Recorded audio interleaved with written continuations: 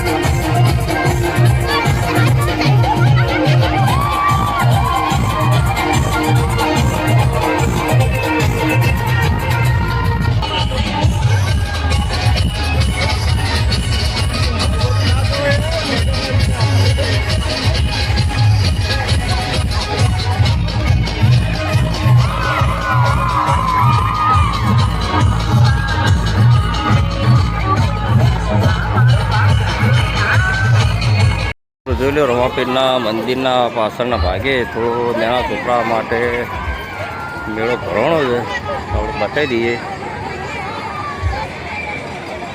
નાના ભૂલકાઓ માટે છે, જો મિત્રો નાનો છોકરો નાની જગ્યાઓ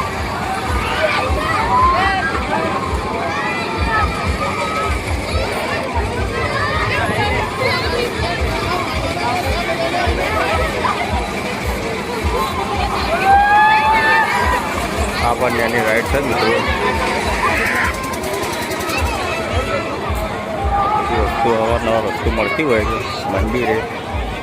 માતાજી મિત્રો, અમે રમાપીરના 12મા પાઠ ઉત્સવમાં જઈ અને આવી ગયા છીએ સિદ્ધપુર, કારણ કે જે અમે લોન લગાવી હતી જોવા માટે આવી ગયા છીએ। તો અમને બતાવી દઈએ લોન કે જે મહિના પહેલાં અમે લગાવી હતી।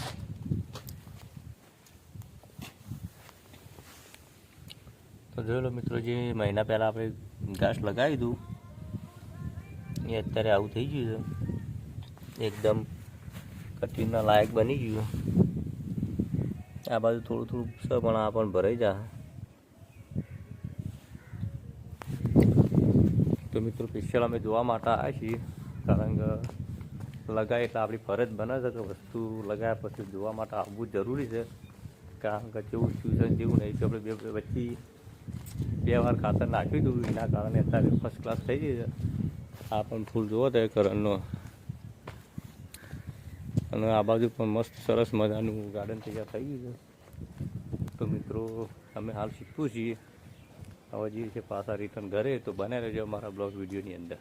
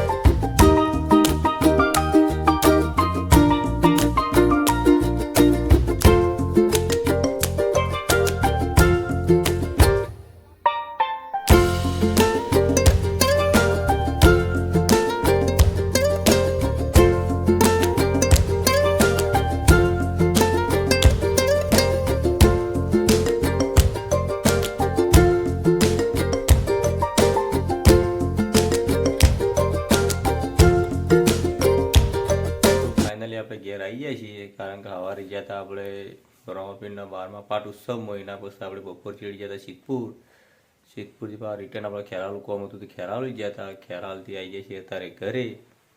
તો ઘરે આવ્યા પછી આપણા મેલડીમાના બર્થડેની કેક હતી તે કેક ખાવા ગયા હતા. તો કેક ખાઈને આવી ગયા છીએ ઘરે.